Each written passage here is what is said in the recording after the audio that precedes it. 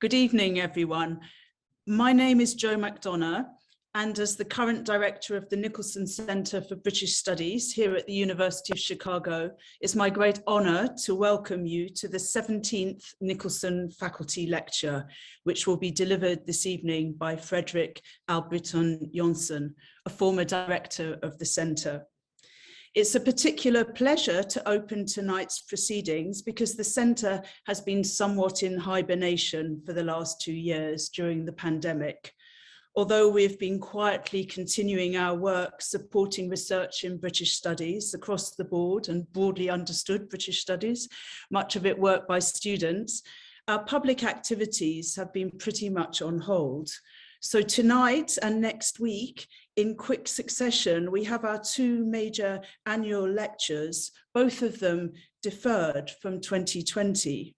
So a forewarning and just a plug for next week, next Tuesday, and in person on campus in Classics 110, Ian Duncan from Berkeley is going to deliver the Alison Winter Memorial Lecture.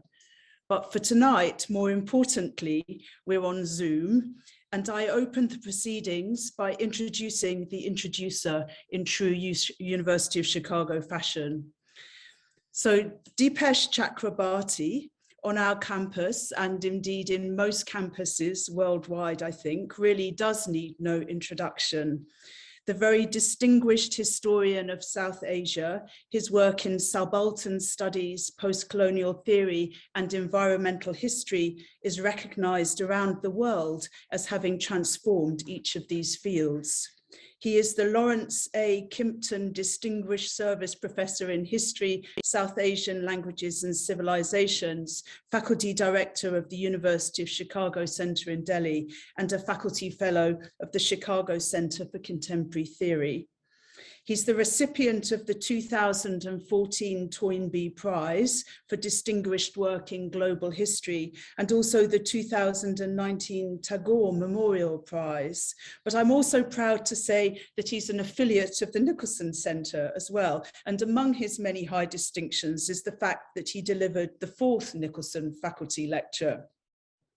Among his many important publications, I'm going to mention only that his eagerly awaited book, The Climate of History in a Planetary Age, came out last year. And it's this that makes him the perfect introducer to our lecture this evening.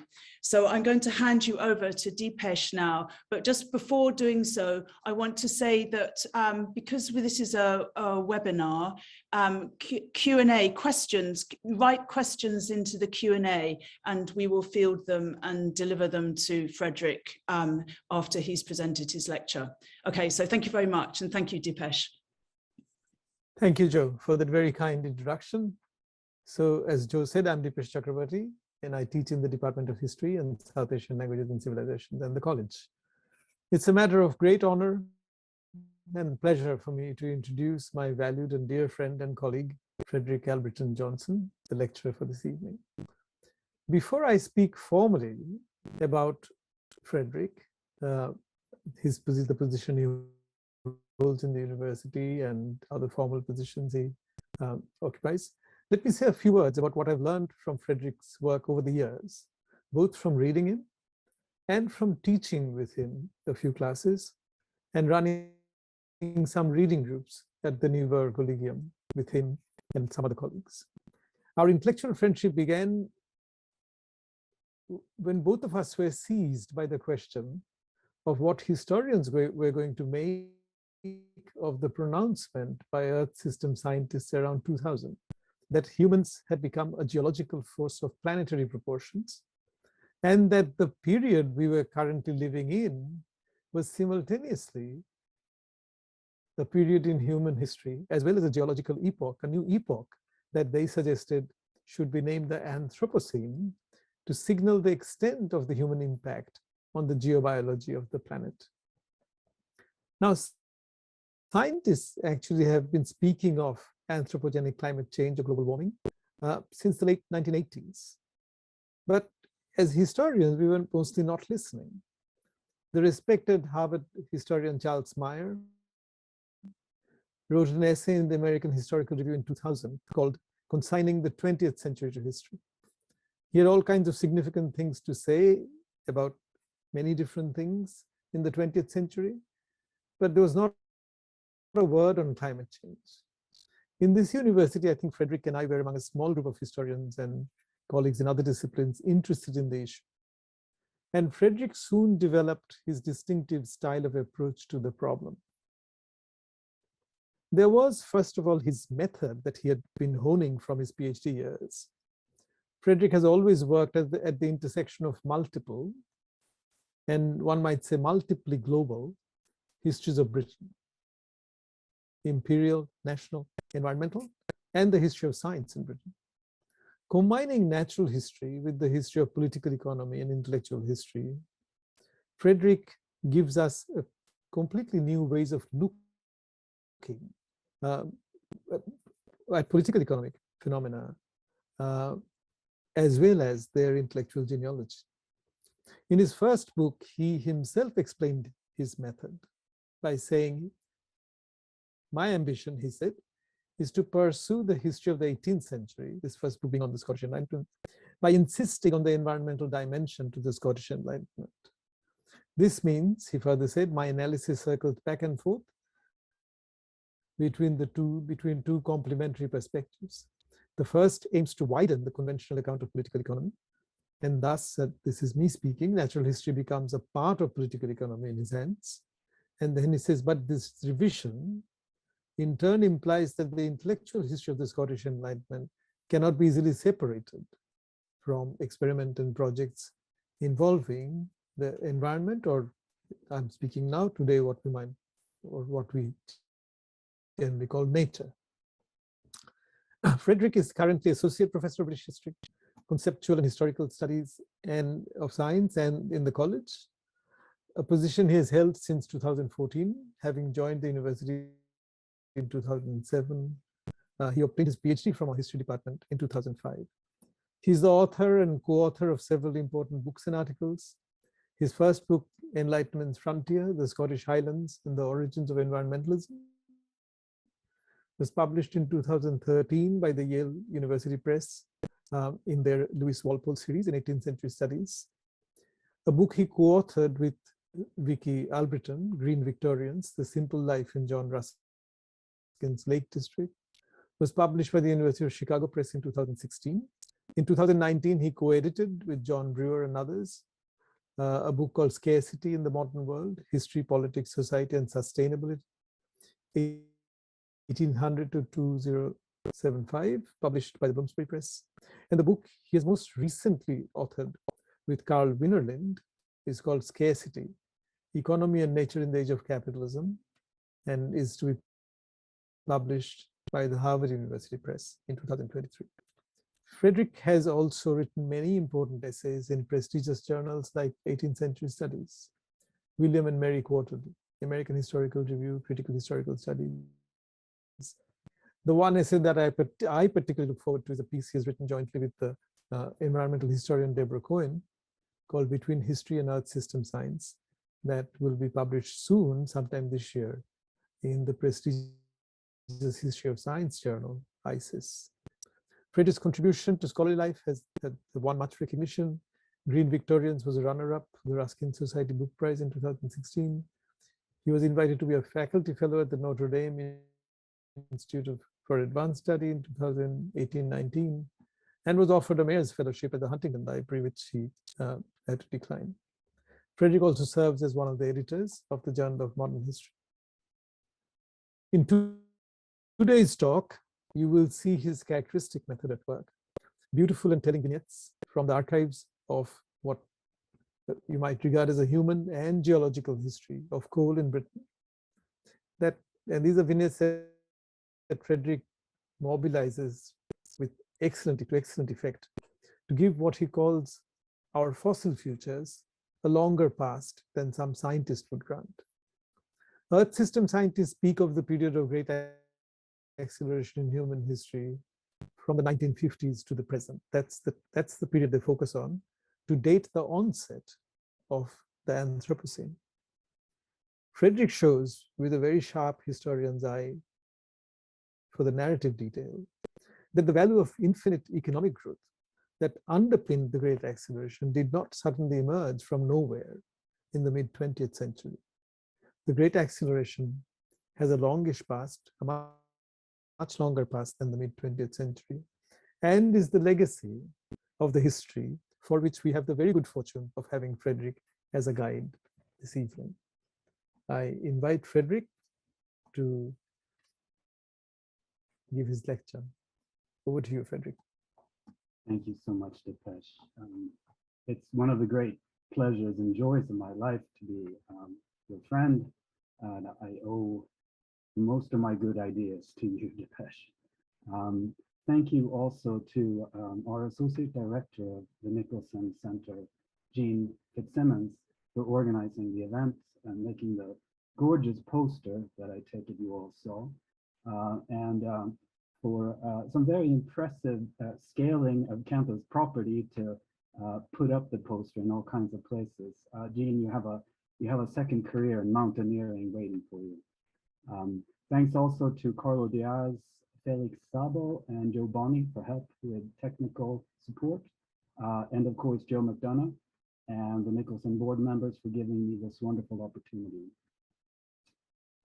Finally, a special note of gratitude to the graduate and undergraduate students who took my course Britain in the Age of Steam this past winter. They suffered through the 9-week version of this paper with great fortitude. I am deeply grateful for your questions. There is nothing more bracing than presenting your half-baked ideas to a group of sharp Chicago students. I dedicate this talk with great love to my mother, C.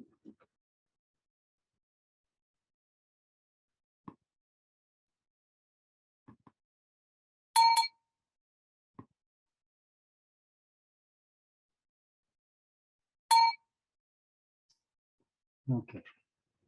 I hope you can all see the screen, the screen share. Joe, let me know if there's any problem with the visual. So I'll spend quite a bit of time with this map tonight, and I hope you will forgive me for doing so. I think it reveals a great deal about the origins of the first fossil nation, Britain. In the summer of 1815, the surveyor and engineer William Smith turned Britain inside out. His geological map stripped the nation to the bone, peeling away the landscape of vegetation and settlement, property boundaries, historical landmarks. Gone were the wheat fields, hay meadows, woods, villages, and manor houses. Even the topsoil itself was removed to reveal geological strata in the order that they approached closest to the surface. Imagine the astonishment of seeing such an image for the first time. In May and June 1815, Smith made the rounds in London, presenting his geological map to the directors of the Board of Agriculture, the managers of the Royal Institution, the chairman of Ways and Means, the Chancellor of the Exchequer, and possibly even Lord Liverpool, the Prime Minister. On August 1st, the London printer John Carey published his map. Though sales were not as good as Smith had hoped, upwards of 400 copies of the map were printed in the next few years. 20 years in the making, the map distilled a myriad observations made by Smith as he crisscrossed Britain in his vocation as mineral prospector, canal engineer, and drainage expert. 6 by 7 feet in diameter, Smith's masterpiece was printed from copper engravings but colored by hand. To make geological divisions apparent to the eye, Smith used the most brilliant watercolors to identify distinct types of rock. The color, as you see here on the map, was most vivid at the base of each stratum, then faded to show the transition to overlying strata, conveying a three-dimensional effect. To facilitate stratigraphic identifications, Smith took the step of proposing that each stratum could be associated with a characteristic fossil. Even though the map erased conventional landmarks, it was still very much an image of the nation. The objective of Smith's geological research was not simply to reveal a hidden world below the surface, but to demonstrate that the arrangement of these strata in turn determined the industry and wealth of the nation. From the beginning, Smith's interest in geology was intimately connected with its economic utility in agriculture and mining. His push to delineate the strata of Britain produced the first synoptic view of the mineral endowment and soil types of the nation. Throughout the memoir that accompanied the map, Smith stressed the national and imperial perspective of his stratigraphy. Exploitation of mineral resources had propelled the rise to Britain to, quote, preeminence among the nations of the earth. The vivid watercolors were not just a guide to stratigraphic boundaries, but also a kind of treasure map, pinpointing useful deposits of clay, chalk, fuller's earth, blue and red marl. Smith's memoir incorporated a stratigraphic column that systematically linked particular strata to specific economic uses. The map included the locations of coal, lead, copper, and tin mines, as well as salt and alum works. It also incorporated every kind of infrastructure, roads, tramways, and canals that facilitated access to mineral resources and carried what Smith said called heavy articles of subterraneous produce to manufacturers and town markets. Smith remarked that England owed half her present consequence in the scale of nations to the establishment of these great works and the minerals which they have distributed. Smith's map has rightly been celebrated as a milestone in the history of science, but I don't think we've appreciated fully yet its economic and political meaning. Between the 7 Years' War and the Great Exhibition of 1851, geologists and landowners, canal navvies and politicians, middle-class housewives and coal miners forged a new national fossil fuel economy in Britain. The extraction, transport, and consumption of coal made possible new ways of thinking about power, providence, and growth. Smith's stratigraphic map was a cosmogram. Here I'm using a term from John Tresh, the historian of science. A cosmogram is a miniature material and spiritual representation of the universe. Coal was at the same time the physical foundation of a new energy economy and the intellectual medium for a cosmology of freedom, empire, and the mastery of nature. The legacy of Smith's map is still with us, although we have belatedly come to the realization that fossil fuel may be more of a curse than a blessing. But by recovering the original meaning of Smith's map, I think we can see more clearly the historical legacies that haunt our present moment of planetary emergency.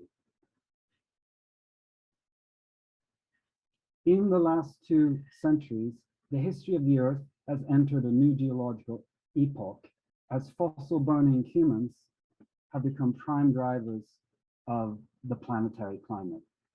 We're rapidly leaving the relatively stable pattern of natural variability that governed the environment of the Holocene epoch, beginning some 11,700 years ago.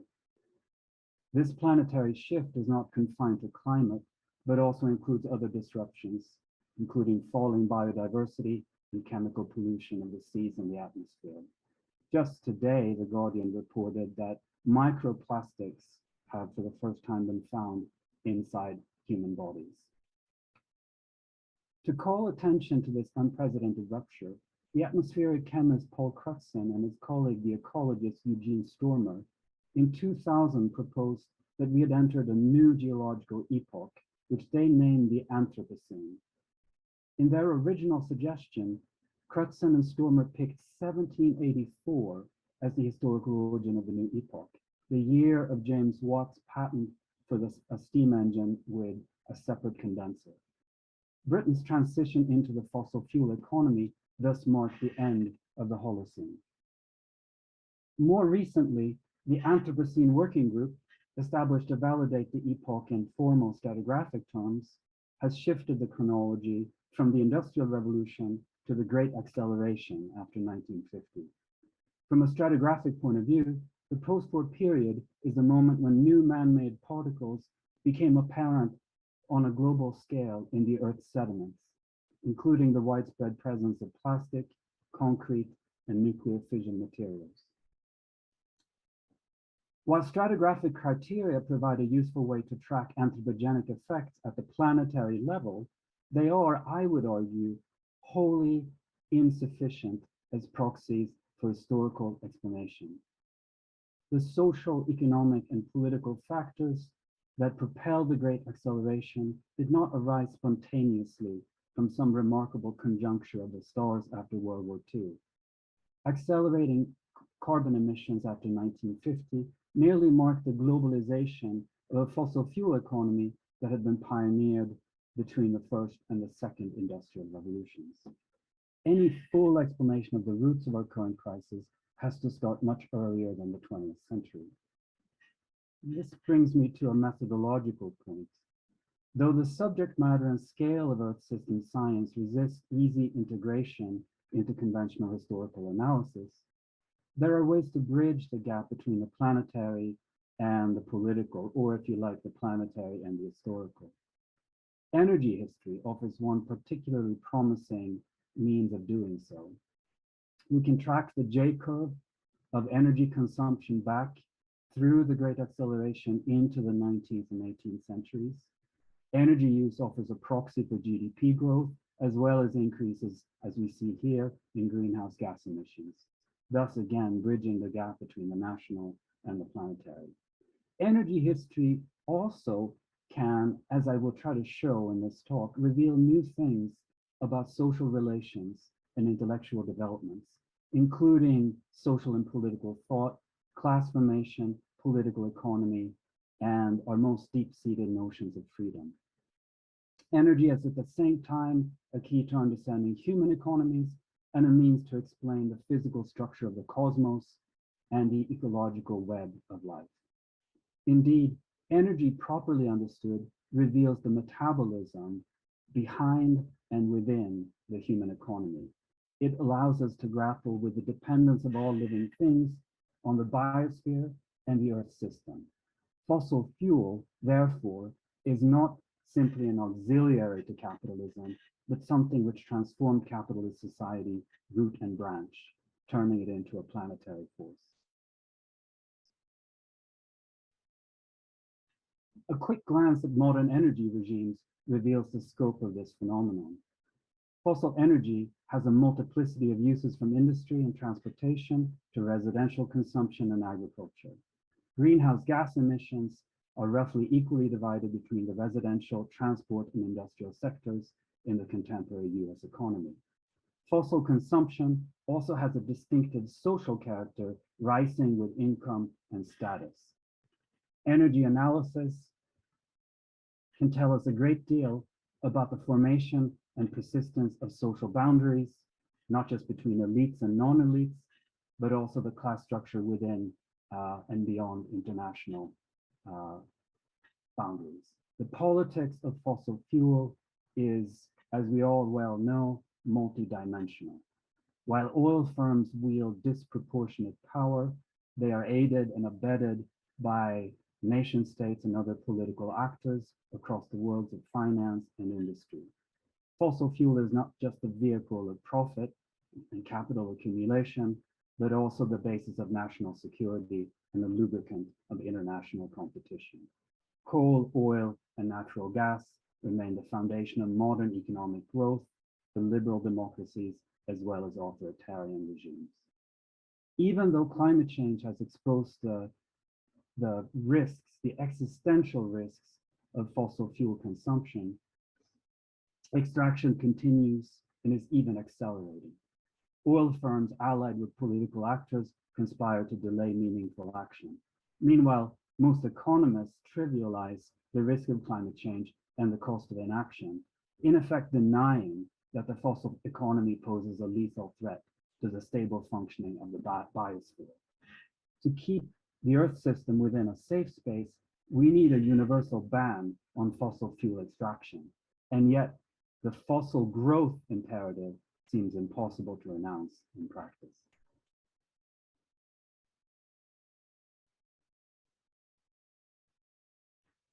A properly historical approach to the Anthropocene invites us to think anew about how fossil fuel remade economies, cultures, and politics in the modern era.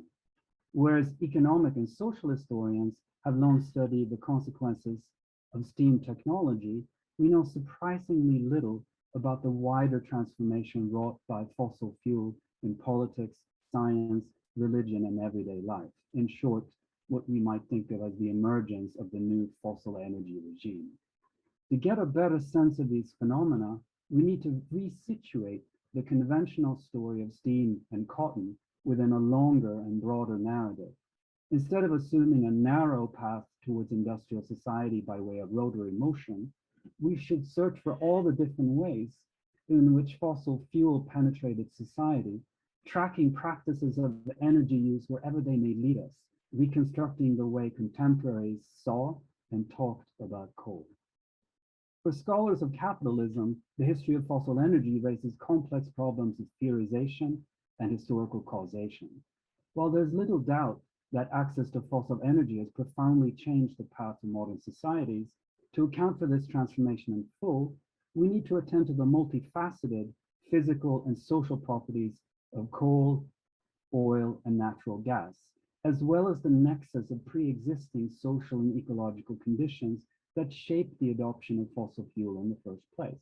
And I'll try throughout this talk to give some hints as to how this might be done. First of all, I think we need to distinguish between the thermal and kinetic energy of coal to understand its full impact.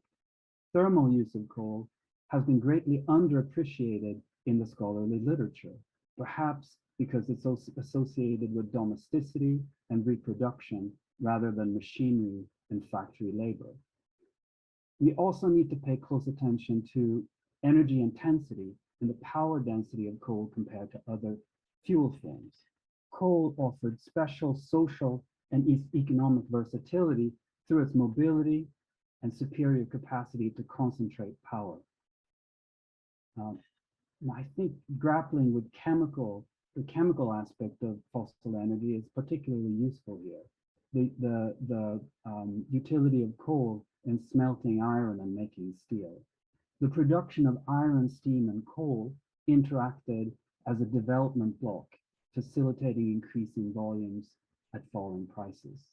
The extractive base of coal in the history of coal mining and coal labor deserves renewed attention. How did mineral property regimes interact with labor and engineering to shape the output of coal? I'll have a few things to say about that in a moment. Finally, we need to remember that fossil extractionism was a political project from the start. The British state recognized the vital role of iron and coal industry to national security and growth, nurturing them behind tariff walls, import bans, and tax exemptions.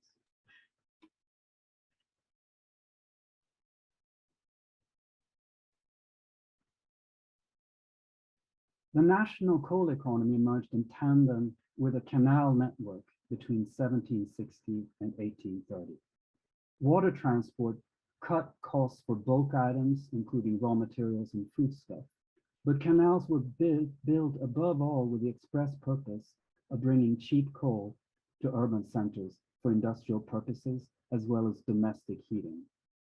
Over time, the canal network fixed the geography of urban growth and pushed British manufacturing into the cities, away from water power to reliance on coal. The path-dependent flow of fossil energy through canal infrastructure was established before the advent of the 19th century factory system. While coal transport had been concentrated to navigable rivers and coastal zones in the past, from 1760, it penetrated into the interior of the nation. Canals allowed fossil fuel energy to flow from coal fields to towns swiftly and cheaply. Access to cheap energy in turn boosted urban growth. However, such waterborne dynamism carried certain constraints. Since canals were expensive to make and limited in scope, the waterways confined development to certain zones and corridors. The coming of the railways expanded this network to new areas that did not significantly alter the urban geography fixed in the canal age. The major industrial towns of the railway age emerged before 1830. Recent research shows that only inland towns with access to canals or navigable rivers could grow beyond a ceiling of 25,000 inhabitants. Long before the factory system then, the canal network introduced and consolidated the fossil fuel economy around the country, and therefore also the location of the new steam-powered factories. Alternative energy sources like peat and water power lost out even in areas where they were abundant and inexpensive. A similar pattern, I think, can be found on the American East Coast. American coal mining only began to flourish after the construction of the canal system there. Although the technical achievement of the canal system was certainly impressive, the triumphalist ideology of canal engineering, embodied above all in the pantheon of the mythology of the Duke of Bridgewater and the Bridgewater Canal, that triumphalist ideology overlooked the very significant natural advantages of British climate and geology. In contrast with other countries, notably Qing China, British engineers faced far fewer natural obstacles. They faced favorable rainfall patterns, relatively low levels of silting, and of course, coal reserves in close proximity to urban centers. These favorable conditions also seem to have made the canal system less vulnerable to labor disruption. Only a tiny workforce was needed for maintenance and repair. While small-scale sabotage did occur, canals did not become a target of radical labor like the coal mines. In this respect, the canal system of the late Enlightenment bears a certain resemblance to the infrastructure for oil in the 20th century. Fossil energy proved the most critical factor in facilitating the urbanization of Britain in this period, beginning with London, but then expanding to the industrial north. New infrastructure allowed coal to flow from the mining regions to urban centers, first carried by canal barges pulled by horses, then on steamships and railways. With the advent of steam transport after 1820, coal became its own transport mode. In the city, coal heated homes and food. Above half of all coal consumed in 1800 was consumed in the household. Child rearing, cooking, and hygiene required fossil energy. Household manuals and cookbooks set out new standards of bourgeois status in terms of diet, health, and display. Coal also shaped the built environment by cheapening the cost of materials like bricks and glass. Fossil fuel thus fostered population growth and demographic density by expanding the urban niche. The coming of the national fossil economy soon drew the attention of politicians. A clarifying moment arrived in 1784 when Prime Minister William Pitt's attempt to impose a national tax on coal met with sharp opposition within and outside Parliament. Manufacturers of cotton, potteries, and iron led the clamor. They made clear the significance of cheap coal to these dynamic new industries. Iron makers in particular succeeded in winning state support. British pig iron production was carefully protected and nourished as a key component of civilian manufacturing as well as national defense.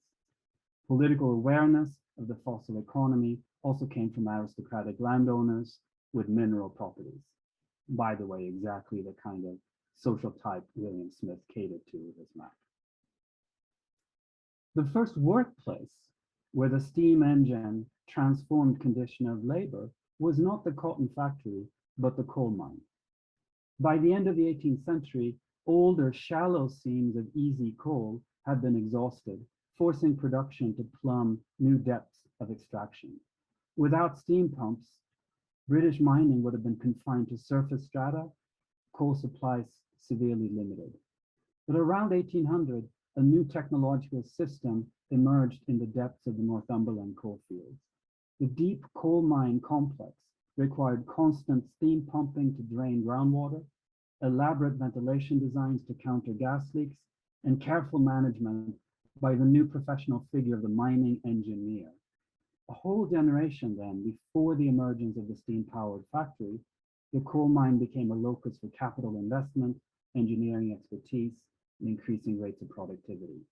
With heavy capital investment came pressure to maximize profits by systematizing excavation, even to the point of purposefully jeopardizing the structural integrity of the coal mine. The design of the deep mine complex routinely robbed the pillars that held up the roof of the tunnels. Extraction produced its own program of collapse. Workers bore the brunt of these developments, with accident rates shooting up from collapsing roofs and gas leaks, killing hundreds of colliers while maiming and disfiguring many more. Exhausted parts of the mine were particularly dangerous in unleashing gas leaks. The struggle between labor and capital focused less on the length of a working day, more on the spatial conditions of work. Environmental factors that did not count above ground could not be ignored below. Extraction economies had to account for the flow of groundwater, the emission of coal gas, the geological character of sediments and rocks, the temperature gradient of deep mining, and many other factors. Even the air itself, the quintessential gift of nature in classical political economy, became an object of scientific analysis and social struggle. Ventilation emerged as a critical point of labor conflict in the 1820s. Colliers were fighting for the right to breathe. The social struggles below soon spilled into open conflict above. In Northumberland and Durham, the Methodist ranter and agitator Tommy Hepburn organized the first powerful union of coal miners in 1825. Workers complained about the bad terms of their annual labor contract, the onerous fines and low wages, but perhaps above all, they voiced concern over illness, death, and disability from inadequate ventilation and gas accidents.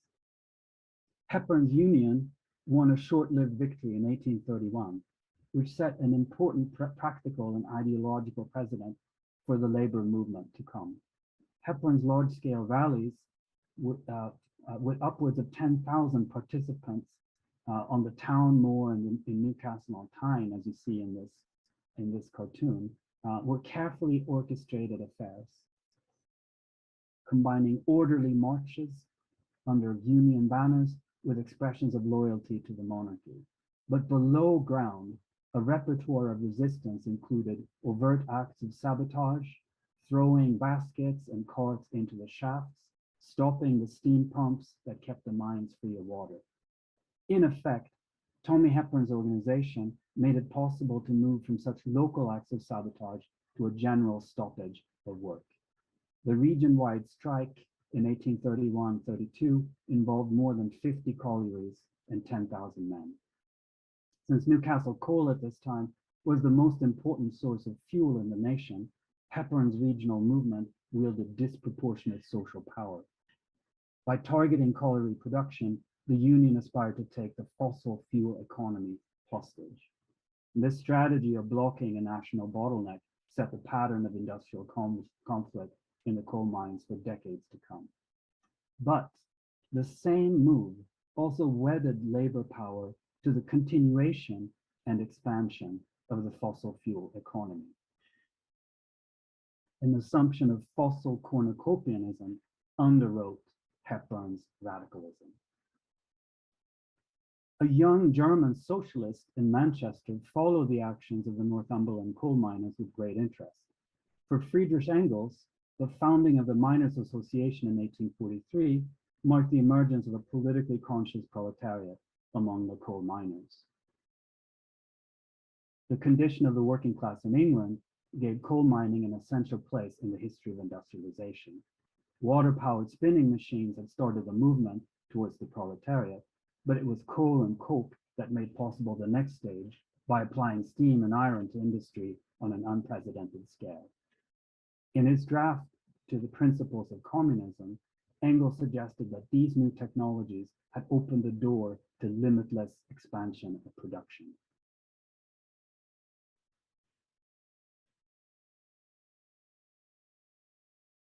Let me return to Smith at this point. So we flip now from the world of the emerging proletariat to that of the capitalists and their allies in the improving networks. No observer could miss the significance of the broad ribbon in charcoal that snaked across the center of William Smith's map, tracing the contours of the national coal supply. The most valuable and most worked parts of the coal measures were marked with a darker shade of black. Crosses on the map indicated active collieries. In great degree, this extractive landscape was autobiographical to Smith. He had begun his career surveying the Mearns colliery in Somerset. His first efforts to map the stratigraphy of the nation commenced in the summer of 1794, when he embarked on a 900-mile tour of canals and collieries across England. The mapping of the coal fields for Smith was anticipatory, concerned with future potential as well as natural limits. A mania for coal mining was sweeping the country during the Napoleonic Wars. Landowners with no scruples encouraged adventurers to sink boreholes in places with no prospect of coal seams. Large investments were squandered for lack of adequate geological knowledge. A primary purpose of Smith's stratigraphic column was to teach investors and prospectors that blue clays were not indicators of coal, so that they would be deterred from looking for coal in the wrong places. Stratigraphically then, the column served as a predictive tool to channel capital away from speculative or fraudulent ventures towards prudent extraction.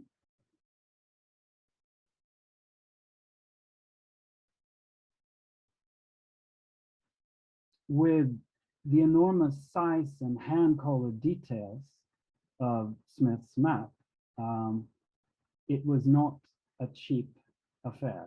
It sold at £5 5 shilling in its cheapest version. But if Smith's map was limited in reproduction, it still set an example. Simplified versions of Smith's map and Greenough's later map were printed and reproduced in a broad range of media during the period. Here's one case pulled out from Conybeare's manual in geology.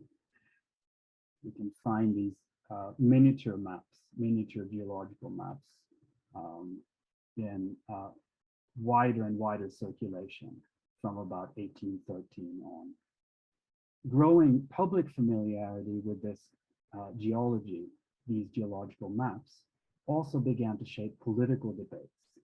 In his 1831 speech on borough reform to the House of Commons, Sir Robert Peel proposed that the redistribution of seats should follow a line from the south of the Severn across the country to the inlet of the sea called the Wash. This, he added, was the boundary between the great coalfield of England and the agricultural region to the south. The same geological vision underpinned Peel's most significant political legacy, the repeal of the Corn Laws in 1846. His famous conversion to free trade rested on his conviction that coal and iron gave the empire an advantage over all its rivals. The mapping of the coal supply also encouraged a new arithmetic of the fossil future. Geological surveys of the Northwest and the Welsh fields made it possible to assess the geographic extent of the coal supply. Combined with estimates of annual consumption, Projectors then proceeded to compute the approximate duration of the national scenes. In an age haunted by Malthusian anxieties, these forecasts seem far from reassuring to many observers. Worries about the finite supply of land inspired fears about the finite supply of coal and looming mineral exhaustion, as seen here in Jevon's Coal Question. However, other contemporaries saw little reason for concern, embracing a cornucopian view of the nation's underground frontier. Cornucopians and mineral Malthusians alike looked at coal through a religious lens. They all agreed that the mineral endowment was a gift of a merciful God who had arranged the earth's strata in such a way as to predestine the nation for manufacturing greatness. The Creator had turned tropical carboniferous plants into coal over geological time. The formation of coal had drained the atmosphere of carbonic acid, making the air breathable to animal life while moderating the climate of the planet. Geologists thus explored how God regulated the planet's atmosphere, imagining how carbon cycled back and forth through plants, earth, and air. Their investigations also reshaped conventional narratives of history, casting the age of steam as the product of geological processes.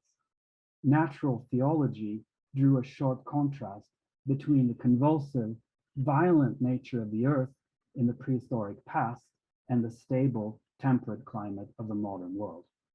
In his 1819 inaugural lecture at Oxford, William Buckland proposed that the world had entered a stage of providential calm after the biblical deluge. Compared to the mighty revolutions that rack deep time, modern-day earthquakes, tempests, and volcanoes were but faint images and distant aftershocks. For Buckland, providential geology also explained and legitimated the rise of fossil power. God had formed out of the wreck and ruins of the Carboniferous a rich storehouse of coal so that Britain might rule the earth.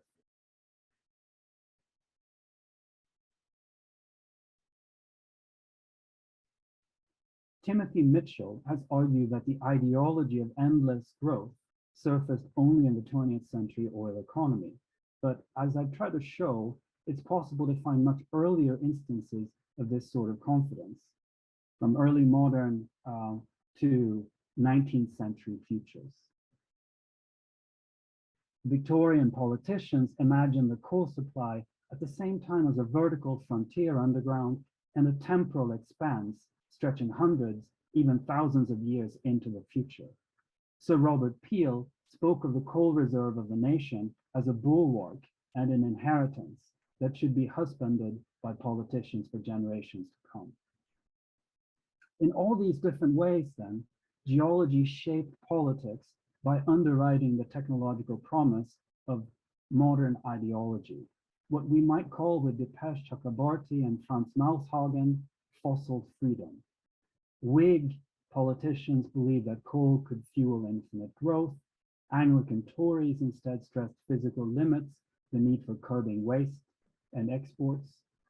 Left-wing agitators recognized the dependence of industrial capitalism on coal and suggested new tactics of blocking access to fuel through labor radicalization and strikes. Revolutionary socialists looked to coal for the cornucopian foundation of post-revolutionary abundance and equality.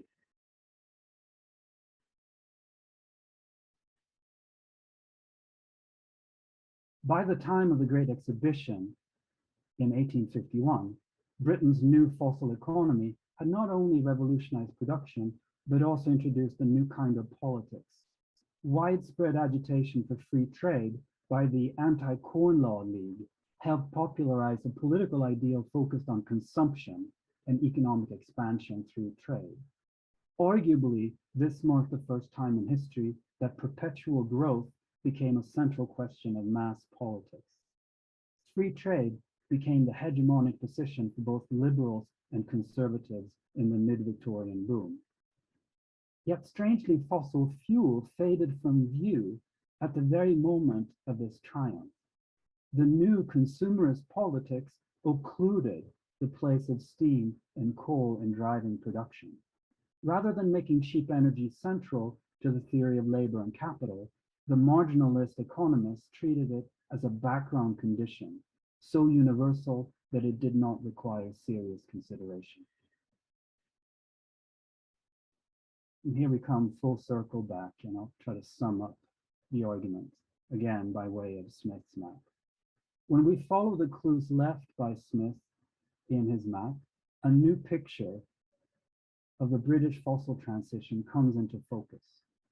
Smith's cosmogram encapsulates several major features of the national fossil economy: infrastructure, extractionism, the role of science, and ideology.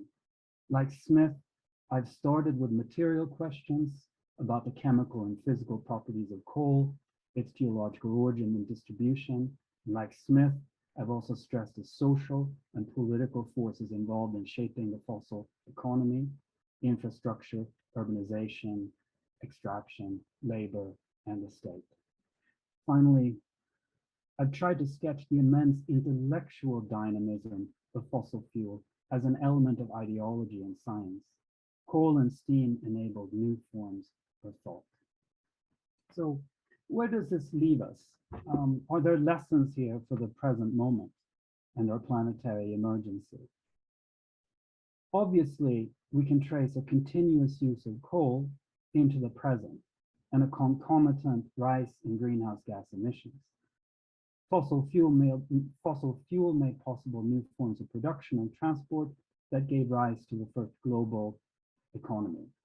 Fossil fuel also reshaped the power of the state and geopolitical competition between nations and empires. All those things are still with us. But perhaps the most important continuity between our current moment and the age of William Smith lies in the realm of ideology. Cheap energy made credible the promise of perpetual economic growth. Of all the legacies left by Britain's fossil transition, this open-ended future may be the most difficult one to overcome. Thanks so much.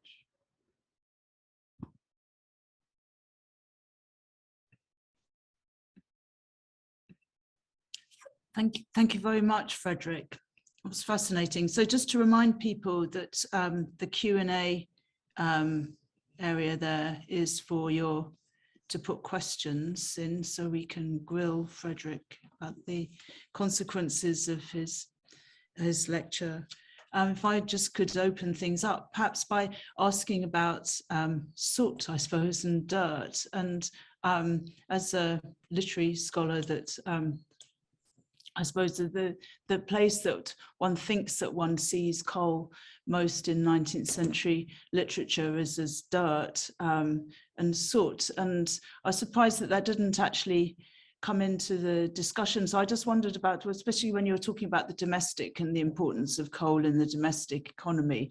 I mean, one of the things that coal must do is make homes very dirty. So it's a question about dirt and what happens to dirt and how that changes things. Yeah, terrific. A very simple reason why I didn't include that theme is that we already have some really excellent histories of smoke pollution. Peter Thorsheim's book, The Invention of Pollution, covers the 19th century, and William Cavett's wonderful book, The Smoke of London, covers the early modern prelude. So between those two, we get a pretty full picture of British relations with dirt or smoke. And if I could, I'll take the liberty of summarizing the argument. Cavett shows that after some brief struggles over pollution in the 17th century, by the 18th century, it became basically a consensus view that pollution was inevitable. and really the price you paid for wealth. Think of this as a kind of Faustian bargain, if you like. Thorsheim's book covers a kind of reawakening of the problem of pollution, of soot, of smoke pollution in the 19th century. And of course, a lot of that is due to literary voices. But Thorsheim in particular explores the politicization of coal pollution and the uses of technology in abating smoke pollution, making it a more manageable issue. I guess I would add to that most pollution debates, whether in the early modern period or in the 19th century, were about local or regional scale pollution. There are some rare voices that articulate a fear of global pollution, and among them, I would single out John Ruskin and Ruskin's notion of the storm cloud of the 19th century as perhaps the most expansive, the only truly planetary vision of pollution we have from the late Victorians. Thanks, Fredrik. So there are a couple of questions in the Q&A, and I'll read out the first from Colin Rydell. I wonder if you foresee energy's salience as a proxy measure that helps combine planetary and national histories, declining as renewable energy increasingly gains energy market share. Some of the future impacts of high levels of atmospheric carbon may already be factored into the future planetary picture, irrespective of near-term trends in energy production. Said another way, is energy the best proxy measure for this story in the 19th and 20th century, but increasingly one that will likely tell the national story better than the planetary story in the 21st century? Thanks for the question, Colin. A lot to unpack there. I suppose I'm pretty persuaded that energy history is and will remain a really powerful lens to understand national histories as well as planetary developments. But I would stress that the energy history I have in mind is not the kind of conventional Whiggish, inventors and their toys kind of vision, or energy simply in the sense of fuel for machinery, but rather as a pervasive political, cultural, intellectual force, right? In addition to its economic and environmental effects. So you could perhaps think of this as a holistic idea of energy history, a big tent version that attempts to welcome in people who aren't all that keen on engineers and gadgets, but want to think about social relations instead, right? I think the history of how fossil fuel consumption shapes class formation remains largely to be written. Right? Imagine Piketty through the lens of energy, if you like. I know I didn't really scratch the surface on your question, Colin, but happy to say more in conversation.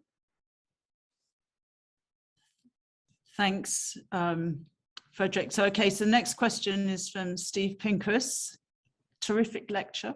I was wondering whether we are to believe with William Smith that a transition to a fossil fuel economy in Britain was geologically determined, or can we date a point when a pivot to a coal-based fossil fuel economy became inevitable? And if so, why? Yeah, thank you, Steve. Thanks for that. That's a core question for me as well, and I haven't entirely made up my mind about what the answer might be. I think emphasizing infrastructure allows us a kind of compromise between structure and agency, in as much as it's really infrastructure that opens up the coal supply for use, right? And infrastructure has its own politics, but it also has a certain durability to it, right? The canal system that I described saw its golden age over about 2-3 generations until it was supplanted by railways. So what were the choices? What were the choices? What kinds of politics went along with the infrastructure of canals? And what happened in the transition to a new infrastructural system, like the railways and steam shipping? Perhaps it's at the junctures between infrastructural systems that we find maximum leverage in a kind of politics of energy. And let me add to that. I mean, very obviously, we will only have a viable future insofar as we can overcome this gift of the Victorians. We have to decarbonize our economies. And I wouldn't be doing any of this unless I thought it was actually possible to do so, right? The question is, what kinds of politics and what psychological frames, what cultural frames are the most appropriate in driving a massive infrastructural transition like decarbonization? Should the market be dominant or the state, to put it in perhaps an overly simplistic way? Okay, we have a lot of questions building up here, Fredrik.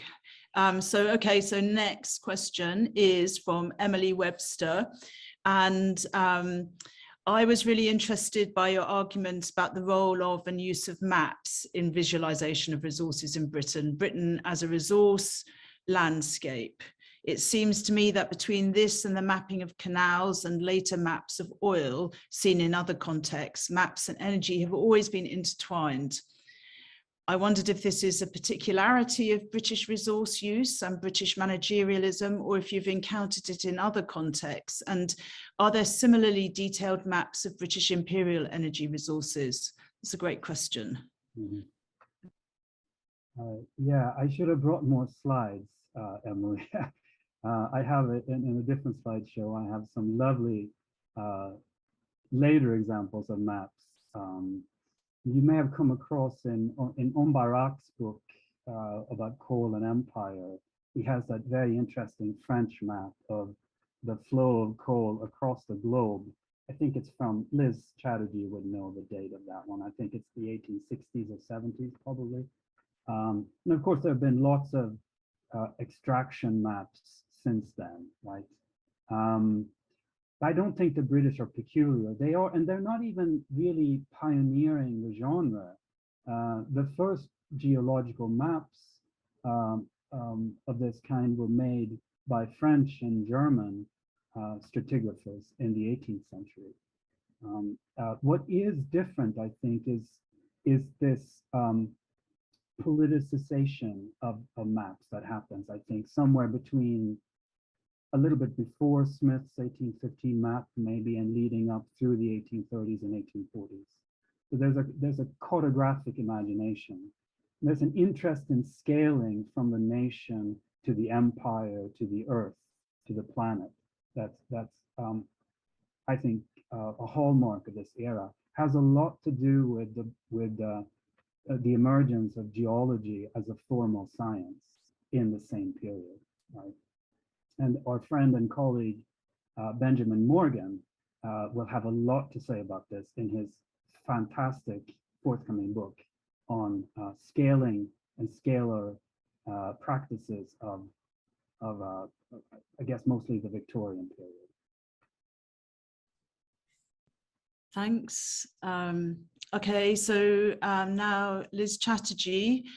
Ideologies of imperial might played a fascinating role in this story. Could you tell us a bit more about the material role that coal played in the expansion of empire? Sorry, I missed the very first part of that. Ideologies of the material? Ideologies of imperial might played a fascinating role. Yeah, okay. I cut out the compliments at the beginning. I'm censoring those, but you can see them, you can read them yourself. By the wonderful way, talk. Thank you, all of you. I will ask or technical expertise to save all the questions from the Q&A so I can read through them with a little more peace of mind and then answer you at leisure. So let me get back to Liz's question. Obviously, the British did not invent empire in the age of coal, in this particular age of coal. I know Steve would have a few bones to pick with that view.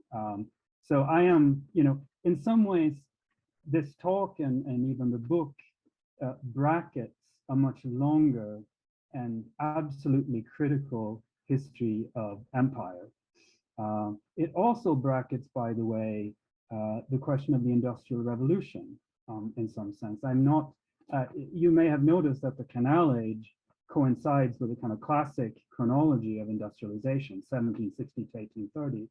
But I don't mean to imply that industrialization began only then. I think it goes farther back, at least to 1700 and maybe farther back.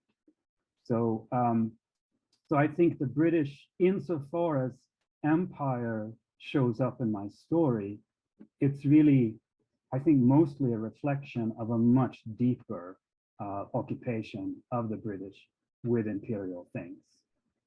And when that began and why and how, I'm going to leave to my colleague Steve Pincus to figure out in his next book. Okay, thanks. The next question, Patrick Graham. What role does arithmetic and enumeration play in making an open-ended future of perpetual growth thinkable?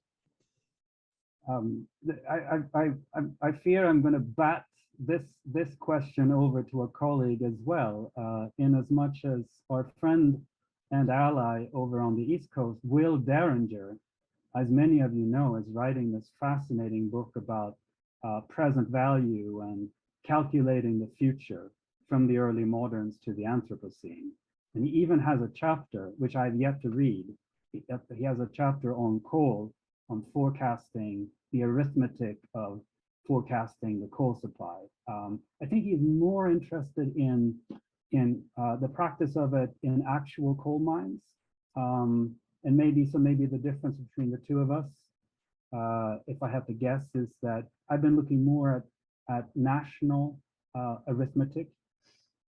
And so I have an article on this, Patrick, that I'm happy to share with you, which goes through what I think of as the prehistory of the Jevons question, basically how Malthusian political economy got interested in the finite supply of coal, and how engineers and political economists and natural historians came up with rival calculations as to the extent of the coal supply. And all of that comes down to, in part, the mapping of the surface of the geographic extent of the coal seams, but also, of course, assumptions about the trend of consumption and the trend of population over time.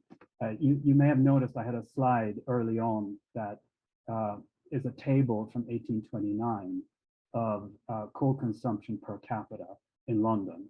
And that's one of the earlier clashes between rival parties as to the arithmetic of supply. Okay, Neil Brenner. Here is a question that follows from Steve Pincus on the origins of the fossil economy. Can you speak further to the geographical dynamics of that process?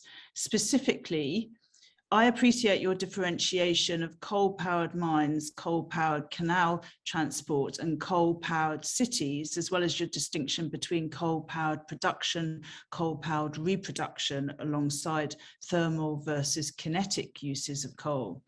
But what is the causal link between these new types of coal-owned spaces? Did expanding city growth stimulate coal mining, coal-powered transport, or does the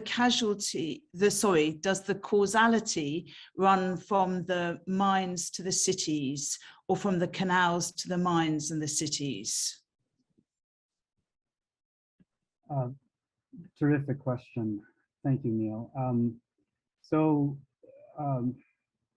my read would be that coal fuel makes possible the growth of London in the 17th and 18th centuries, and then these northern cities that you saw in my canal maps of the late 18th, early 19th centuries. Coal is seen by politicians as a basis of social stability. It warms the hearth of middle class as well as working class people in the cities. And perhaps we can even speak of coal driving population growth in that regard. Reproduction itself, the health of offspring, perhaps even sexual relations within the home may have been affected by heat. Right, so that's certainly, I would draw the arrow that way to a great degree, but of course these things tend to dissolve into mutual advantages and reciprocal relations. So there's, in some sense, I would say that the skyrocketing demand for coal pushes the construction of the deep coal mine, right? This new technological system that I tried to describe to you. So you might see the steam engine, its utility, and also the refinement of the steam engine within the steam-powered coal mine as a kind of outcome of population pressure, of demand pressure. So that's probably not an entirely satisfying answer, but I'll leave it at that for now, Neil. I'm happy to say more later. Okay, thanks. So next question is Adrian Johns. I was struck by references to futures in the title, which made me think of banking and finance calculations as in futures market. The powers of British banking were so renowned across the world in the late 19th century. I'm wondering what the connection of this kind of financial globalization to your story is. As you mentioned, a key component is presumably that the economists treated coal as the background, but I missed why, or perhaps how this happened. I have a feeling you must have said so, and it went over my head. Okay. No, you didn't miss anything, Adrian. I confined myself just to a sentence or two about that, so definitely you didn't miss it. I am very interested in the final act of coal in my story, where I think we do get this extraordinary paradox, right as coal triumphs, we get a new kind of political economy in the marginalists, in Jevons, not in Jevons' coal question, but certainly in his principles of political economy, Marshall, and many others. And there, it's really the sovereign consumer and the market that are the main story. Land drops out, labor and capital remain, but really it's a story about consumers. And so energy, even though it's clearly an input that makes land and labor productive in the first place, energy becomes a kind of background condition, I think. And it's even more extraordinary once you put it together with the story of physics, the coming of thermodynamics. Where is entropy in this story? You could have had a completely different political economy centered on entropy, right? But that doesn't really happen until the ecological economists come along in the 60s and 70s. So Jessica Rogan and Golding and so forth. So that's answering the second part of your question. On finance, I'm actually not sure what kind of relation coal has to finance capital at the end of the 19th century. What I am working on right now is the link between canal building and coal mines and financial capitalism of the late 18th century. And there, the story, it looks to me like a story of extraordinary dividends. And in fact, I think the old idea of a canal mania seems right, and even canal bubbles. Of course, these tend to be local or regional in scope. They're not global, right? Infrastructure, although it pulls in capital from the globe, maybe from the West Indies and the East Indies, it's also tends to be local, right? We shouldn't think of this, of the individual canals as built for national purpose. They only become so unintentionally.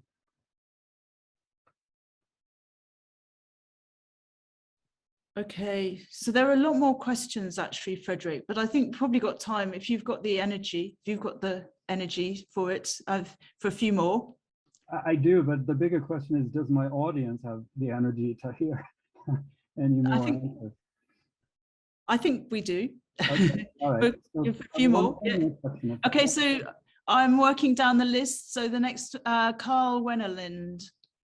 Why did 19th century political economists not incorporate energy, coal, that is, as a factor of production along with land, labor, and capital?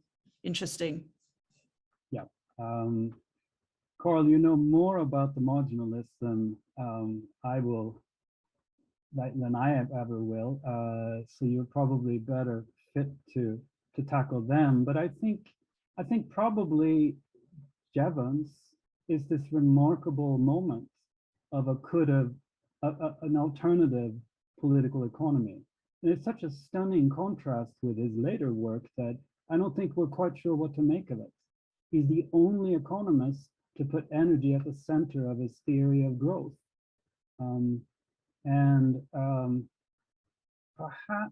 Perhaps it's the tragic tenor of that Malthusian account of inevitable exhaustion that put everybody else off, including Jevons himself, perhaps put off this notion of energy inputs into production. That's my best answer. If anyone else has good ideas, I'd love to hear them.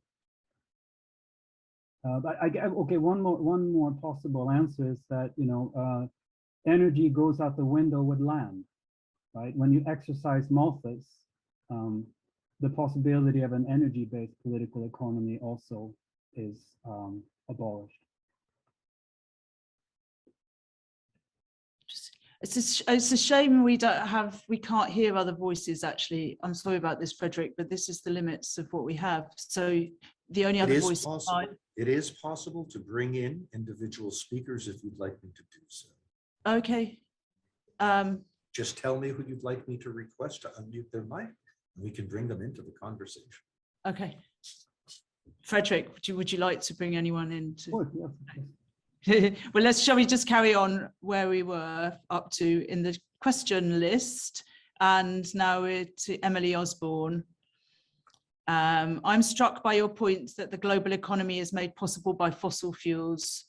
It's a very compelling point, yet there is a global economy before fossil fuels. The enslavement of millions of Africans and their arrival in Americas is testimony to the capacity of human beings to exploit non-fossil fuels and the labor of human beings and the energy of the earth, sails, winds, currents, to construct what is arguably a global economy. So how do you respond to that perspective?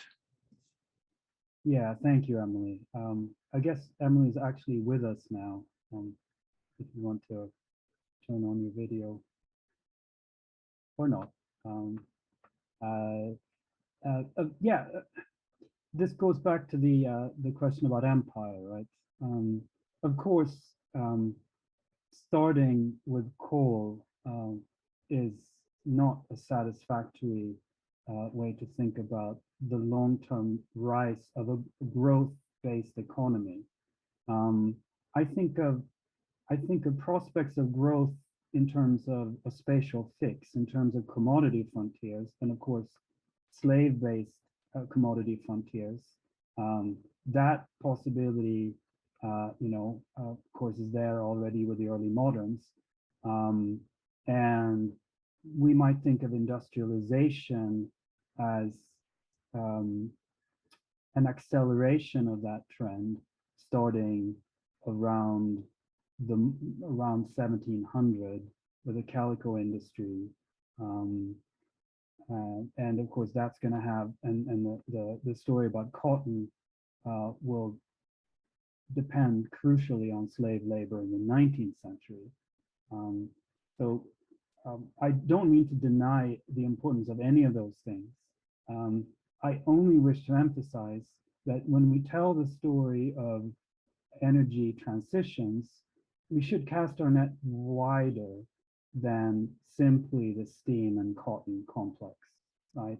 I don't think, I haven't talked about historiography here, but I don't think it's satisfying to start the clock around 1820 or 1830 with the coming of the factory system. So that would be one way to think about this. Another more methodologically driven answer would be to say energy is always a critical element in the metabolism of the nature economy nexus that makes wealth and poverty, right? And a full account of energy ought to contain an ecological dimension, a climatological dimension, as well as questions of labor, politics, and so forth, right? So in that sense, my holistic energy history ought to be about animals, ought to be a more than human history, as well as a history of coercion of human labor. I didn't really have a chance to include that theme in this talk, but I've been thinking for a long time that the role of horses in the canal system and the role of ponies in the coal mines really deserves a lot more attention. We could think of these animal laborers as a kind of docile auxiliaries, actually completely critical to both infrastructure and extraction to some degree. So again, absolutely, of course, slavery has a place here, but I think we don't want to stop at that. We want to be creative and think in ever widening circles about how to do energy history of this holistic kind.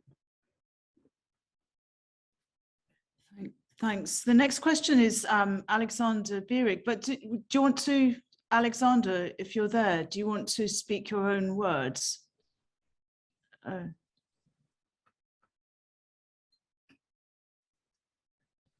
think you have to unmute if you'd like to.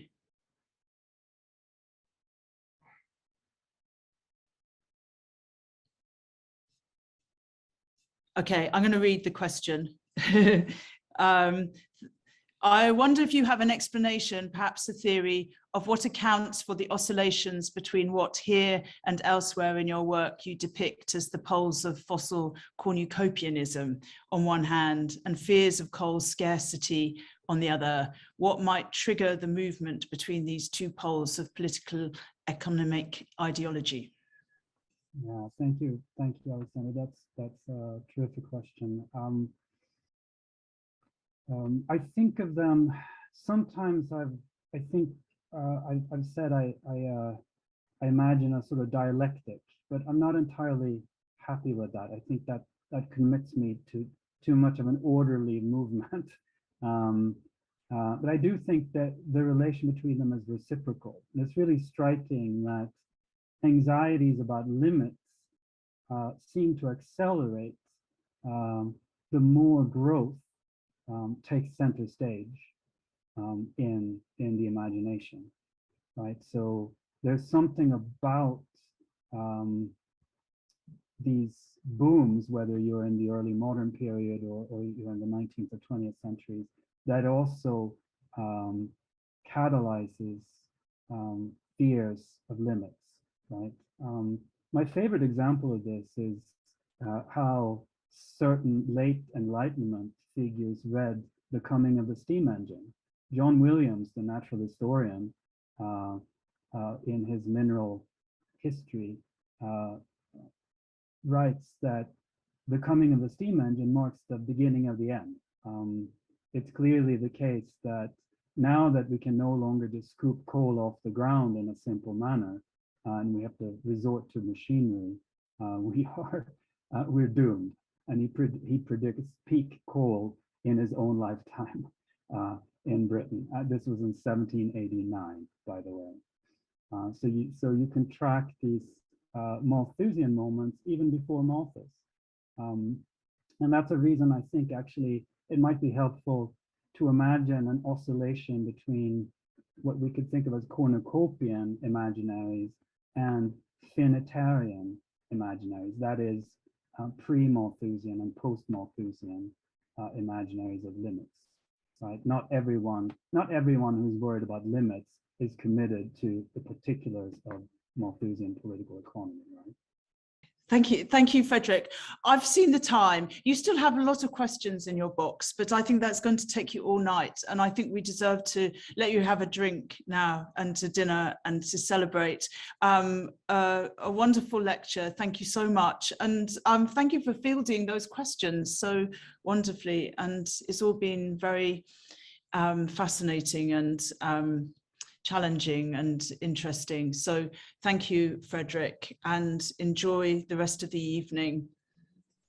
Okay. Wonderful. All right. Thank you, Joe. And thanks to you, Joe, and to Depeche and everyone else who made this possible. I'm so grateful for your enthusiasm and your encouragement. There will be a book coming out, I hope, at some point in the next couple of years, much thanks to your questions. So again, have a good night, everyone, and hope to see you soon again. Bye now. Thank you. Thank you.